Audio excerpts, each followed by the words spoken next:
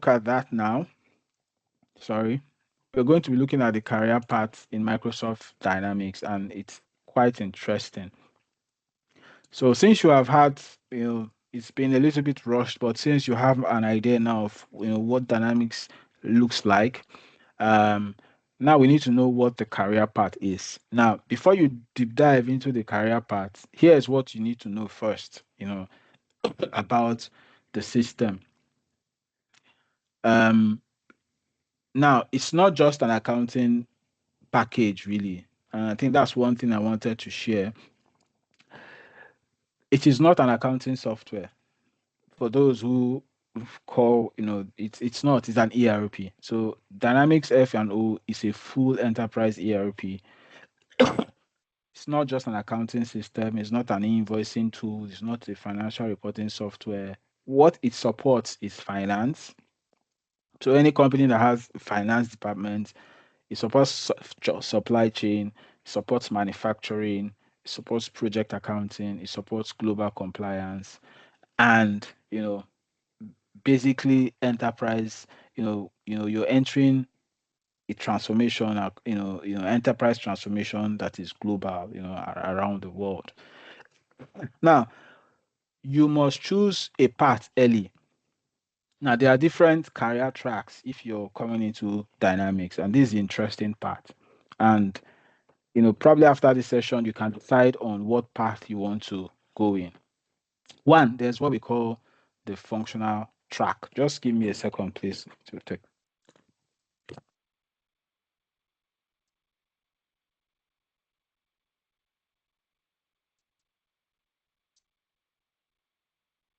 Okay, thank you for that. So first, we have the functional track, where you probably see functional consultants, supply chain consultants, project accounting contract consultants, and of course, the focus for the functional track is configurations, business processes, of course, BA, PM kind of work, and of course, analysis. So if you want to come into the functional track, that's probably where you're going to be sitting. There's also the technical track for those who have some basis, or programming or developer skill sets, who are also in this session.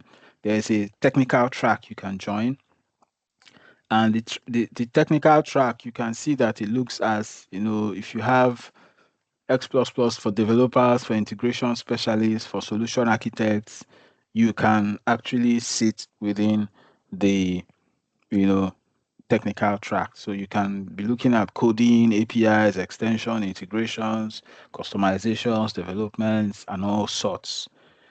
So if you have a flair for that, most likely where you'll probably be sitting in Dynamics.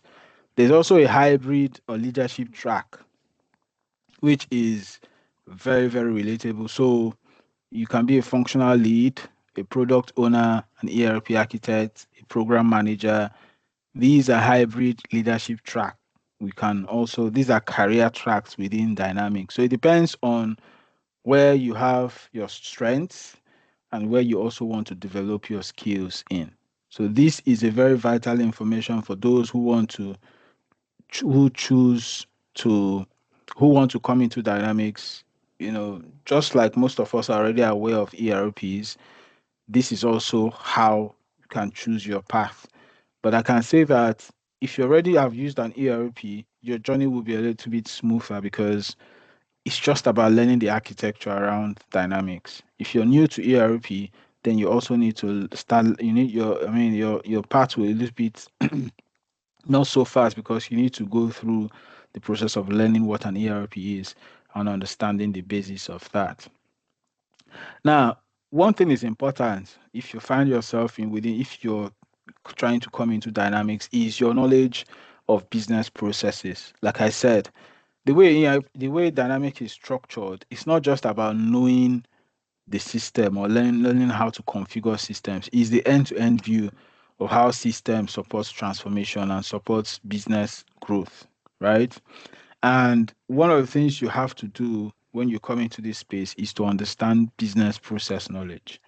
So you need to understand the concept, for example, procure to pay order to cash, report to record, record to report, inventory costing, budget control, and all these concepts around business processes. So there's a lot of learning, of business processes before you can sit comfortably on the system.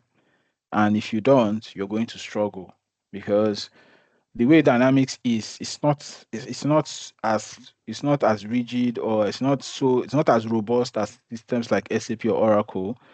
And you're coming into the mid-size market. So most people in the mid-size market, most vendors, I would say few of them are not mature in terms of the using ERP. Some of them might be moving from an accounting software to an ERP for the first time.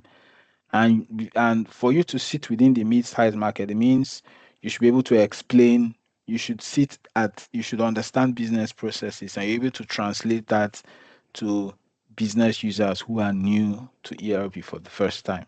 So it's important you have knowledge around business processes. If not, you may struggle. Um, so another thing you must know about Dynamics is it is a project-based kind of work. So it's not just about, because it's mid-size to large. You don't If you're in the large, I mean, all you might need to do is to configure systems. But when you come to the mid-size market, they don't have money to, the ARP is not so large. So, for example, somebody in supply chain might have to do some extra work, might have to be involved on the project side. So it's not just about just sitting and configuring and passing the configured system to another person. No, you're basically going to be involved in project-based work. So you'll be doing things like fit to standard workshops, UAT circles, go live, you part of go live pressures, stakeholder management, change resistance. You probably be involved in all these key project work, not just configuring the system. So it's important you learn IT project management. It's important you understand what happens in a project. Very, very important. That's the mindset in this space. Like I said, it's not as large as SAP or the oracles, but when you come into this space, you have to also get your hands dirty with processes and projects, not just systems. Of course, also in Dynamics, another thing you need to know is continuous learning is mandatory. You cannot survive in Dynamics if you're not constantly learning, because Microsoft as a company is constantly changing, and so are their products. And Microsoft releases, there's a monthly service update in Microsoft, and there are two major releases yearly, and those releases, you know, they impact system performance, they impact configurations, they impact the way the system should work. So if these releases are happening frequently, that means you also need to learn the impact of those releases and of course support the business to go through those changes. And there are other major parts within the system you would also needed to learn things like electronic reporting, integration patterns, regulatory changes, security updates. There are things as a functional person you also need to come in and understand. So continuous learning is highly mandatory. For those who will be looking at certification in the near future, wonderful. There are certification paths a little bit quite cheaper. I think less than £200, for example. You can be certified you can get your certification and be an associate and position yourself to get better roles. Now, but the most important thing is certification it matters or is important, but experience matters more. So, but the idea is that real value comes, when you have gotten yourself involved in a project, when you have helped solve problems, when you have this what we call life cycle services knowledge, and you can use Azure DevOps and other tools like Power Automate, Power Platforms. So I think like I said, it's a journey, and in that journey, you have to constantly learn and keep learning, and you will have your time, you have your opportunity to break through.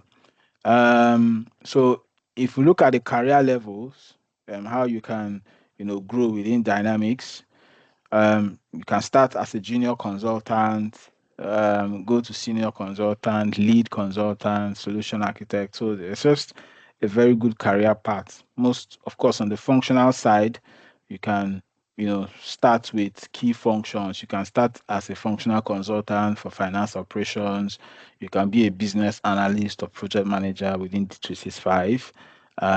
You can be a technical consultant or a developer. You can be a solution architect or a support an AMS consultant.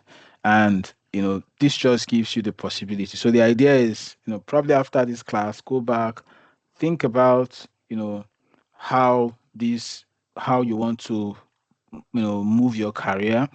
Um, just to, also share some updates as regards, what the salary looks like by regions, within Microsoft Dynamics.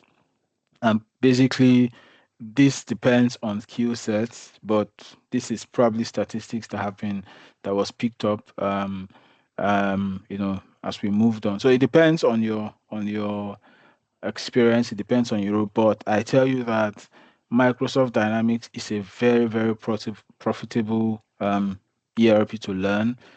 Um, Once you have the skill sets and you have your first exposure, I think it's just the sky is just your limit from there, and the opportunities are also there.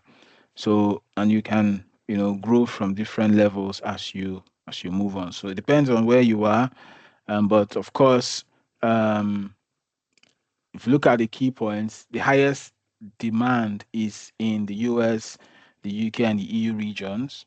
That's quite a high demand, within these regions. Of course, they have remote working is a very big plus if you're within the ERP space. So there are opportunities to do that. FICU architects and lead consultants have the highest ceilings. So if you're a lead consultant or you're an architect, you probably sit within the highest end, within the role. Certification plus real life experience is really the thing, right? So we always advise our students, as you learn, as you prove yourself, get certified. So it will just depend on opportunity. So once you have opportunity, then you can grow from there. But the first thing is to learn how to use the system, how to navigate it, how to find your way, how to configure it, learn about projects, learn about Microsoft tools. So it's a lot of learning as you move on. So learning the system is just one. You have seen that we have other tools that supports the delivery of projects within Dynamics. You have Azure DevOps, you have Power Automate, you have Power Platform, you have all these tools. They are very useful. You have also Power BI, because Power BI integrates directly with Dynamics, very smooth integration. That Power BI just gives that extra reporting view and extra functionality to get deeper insight into how the business is performing. So you don't just learn Dynamics, you have to learn other tools that supports how Dynamics is being used. I think we're going to end here for now. Before we go, I will just go and do a very few, just I like doing a job hunt so that you see how practical this is.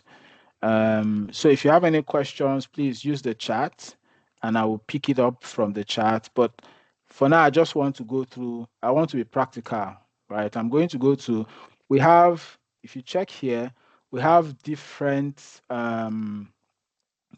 job sites. Of course, there are Google for jobs, there's Glassdoor, there's LinkedIn, there's Indeed. All these are job sites where you can go find jobs. So let's go hunting. That's what we want to check now. So let's say, how do I look for jobs? Let's say I've learned, I've gotten certified. How do I position myself? First thing first, you must have a LinkedIn profile.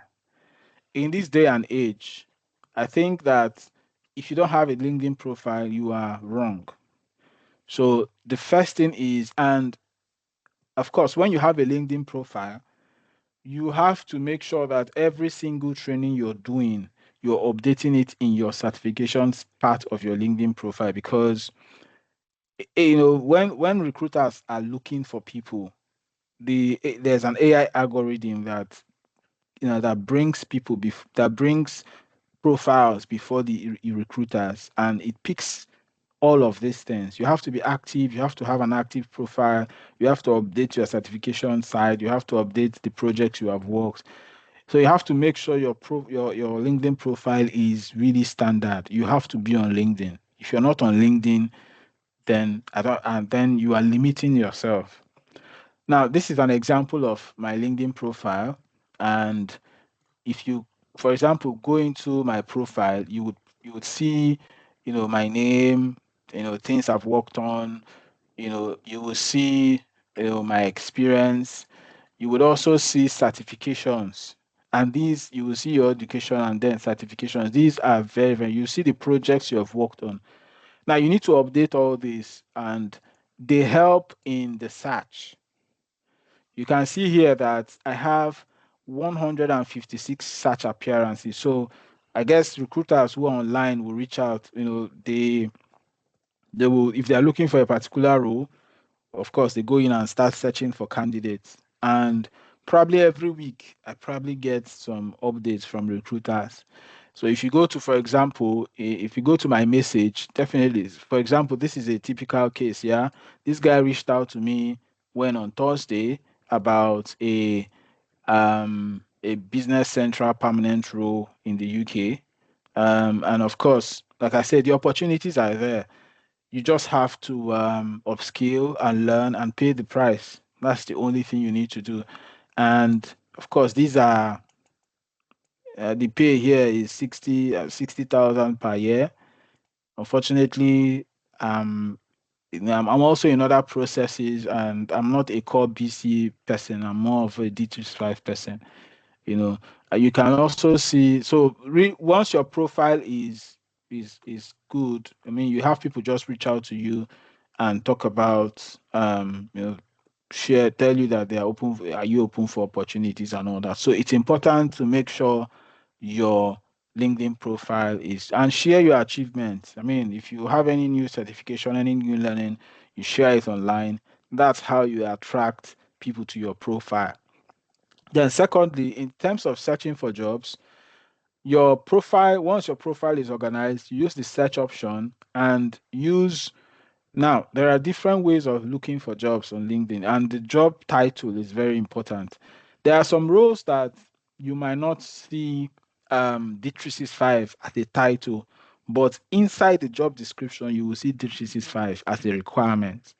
So there are different ways of searching for jobs. For example, I can easily come here and say um, D365 finance, for example, and click on enter, and of course go to jobs. Then you're going to see basically all the available jobs for D365 finance, and you can see this actively recruiting. This is the pay for D365 finance consultant. This is the pay, 80 to 100k pounds. But of course, it depends on your experience. If you go to the job description, there are three things you will always see in a job description when you are applying for jobs. And I have a video on that. The first thing you will see is knowledge of the system. So first thing is you need to understand the system. So they will tell you, and when I mean understand the system, your ability to configure and design the system. The other thing that you will see is knowledge of project. You see workshops, design sessions, and that's exactly what, when I was talking about knowing processes. Yeah, when I was talking about, on the, you see it here. So you have to know project-based work. And the mistake people make is they just learn an application and they jump in there. But the problem is a real, if somebody like me is going to be your mentor, you're going to be rounded. So the real job market does not look, it's not looking for people who just understand the system. That time has passed. If you're still in that sphere, it has passed, because the problems businesses face now, it's not just about people who know the system, it's people who understand business impact. So one thing is to know how to configure something. Another thing is to know the end-to-end impact. So what if if what is the impact of configuring the system? Who is it impacting? How is it transforming the business? How is it making life easy for users? So you have to think. That's when we're talking about the mindset. You have to think. The mindset has to change. It's not about configuring the system. It's about the business. So when businesses invest in ERP, they are not investing in ERP just for the sake of installing an ERP. No, they are investing in ERP for a goal. They want to achieve something. So as a functional consultant, your mindset should not be around the system only. It should be, what is this system intended to achieve for the business? You have to think that wide. And when you think that wide, what it will help you do is your learning will change. You have to go and be learning, you know, for example, a course called business process improvement. Because what am I implementing in an ERP? I'm implementing processes. It's end-to-end processes that are in the system. For example, procure to pay. I have D365 and the business has a procure to pay process. What I'm doing in terms of configuration is bringing that business process that is existing in the company and putting that process inside the system so that the system can help that process run more efficiently. That is what configuration is. Configuration is not about the application.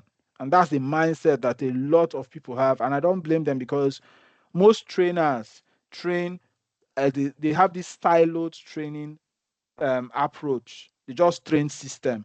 And if you go to any, and it's an advice, whether you train with me or not, if you're going for any training and you're hearing the focus is on system and system, you don't learn anything outside configuration of system, that training is incomplete, because it is the focus is really, it's not about the system. The focus is about the business and the processes, because there is no system without process. And really, what are you configuring? You are bringing the existing business process and putting that process inside a system for the system to help the process run efficiently. For example, a typical user before the system will use Excel to do month end and year end, and that would, it's a lot of work because there are a lot of sheets, a lot of formulas, and all that. And the business wants to change that. What do? They engage with a D365 vendor. They install of course, they install D365. They call you as a consultant to help them move that manual way of reporting from the Excel sheets into Dynamics, and let Dynamics help the user say, reduce help the user process month end faster, give him more time to be able to do other more productive tasks, help the business make good and quality decisions quickly and in a very fast manner, and reduce the errors and and formula issues that he was experiencing when he was using Excel. That is a mindset of a functional consultant, and that is the problem most people have. The problem most people have is they learn ERP in a siloed mindset, and most times I don't blame them, because their teachers also have this siloed mindset. They are if you learn from a core um, functional person that just configures the system, that's the kind of knowledge he will pass to you. If you learn from somebody who has stayed on the business side and also on the system side, he would give you that understanding. But the market is looking for a functional consultant who does not just design the system, but understands how to translate business requirements into functional specifications and system design. That's why in any job description you see on LinkedIn or any platform, there are three major areas you have to be competent in before you say you are a consultant. One, you should know the system, which most people learn. Two, you should understand processes, business processes, because that is what the system needs to be able to function well. And if you don't understand that, you put pressure on the business. And that's where why a lot of people, number one, do not get jobs, because when they go for interviews and they are interviewed, I'll give you an example. And this is probably, I'm going to summarize with this. Now, when you go for an interview, sometimes there are two sets of people that will interview you. One, you might have somebody who is a, let's say, a technical person, and two, you will have a business person. These two sets of people will most likely interview you. Now, this technical person will probably be focused on how the system works. Whether you understand end-to-end configuration, integration, customizations, and all that, fine. This person is about process.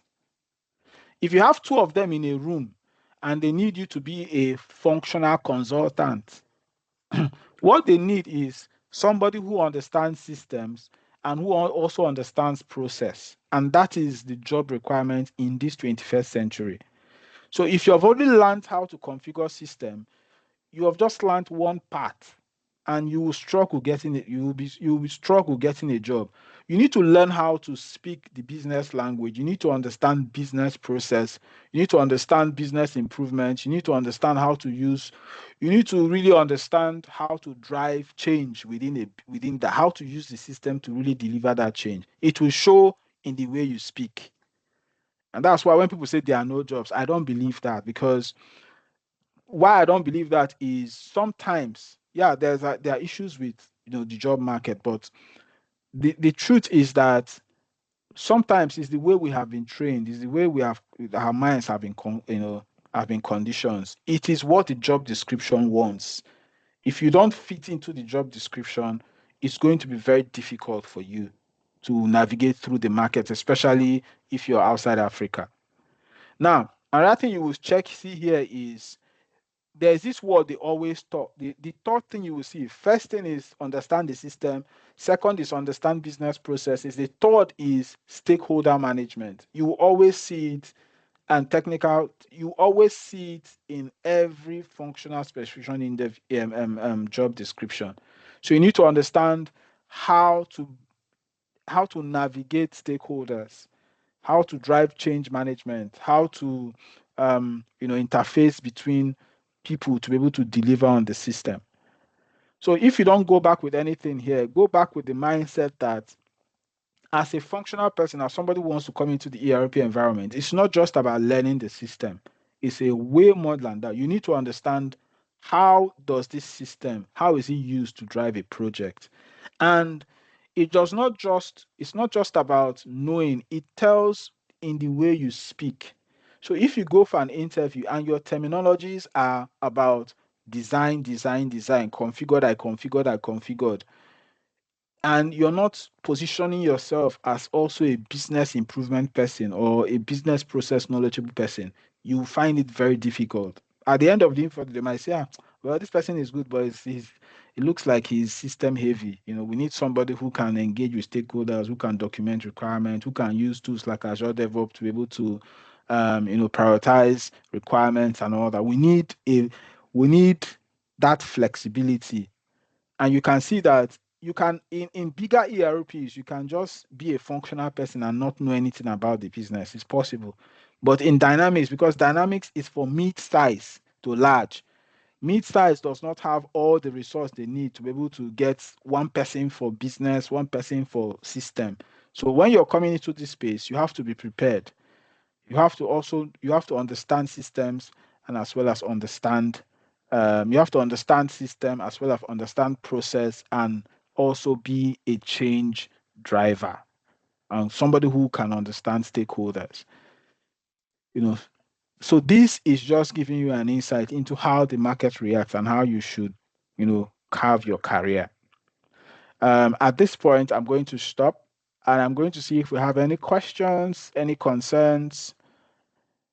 No, I don't. Thank you, Adebayo. I don't do Business Central. My focus is on D365.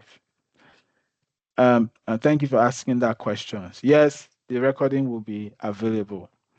Any other questions at this point? And please, before we go, very briefly, we're having a session in April for those who want to learn about um, Microsoft Dynamics D365 who wants to, create a career for themselves, looking at transitioning.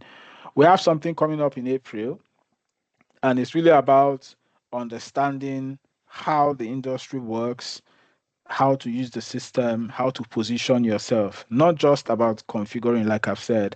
We're going to be looking at Azure DevOps. We're going to be looking at how project implementation, configuration, and integration. We're going to be looking at these three parts as a package in terms of learning, so that when you go out there, you position yourself not just as somebody who understands how to design system, but somebody who can navigate the waters of business processes, stakeholder management, and using tools to drive those changes. Okay, thank you very much. So what I'll do is, let me see if you want to speak. Let me see if I can give you the mic very briefly.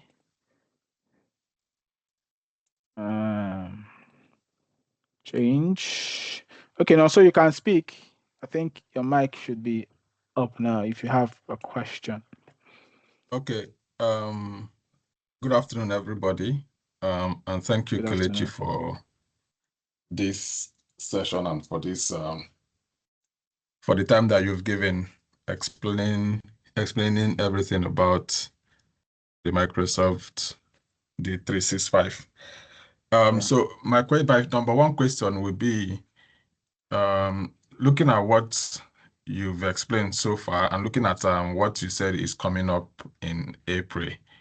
I Yeah. think it's more focused in finance.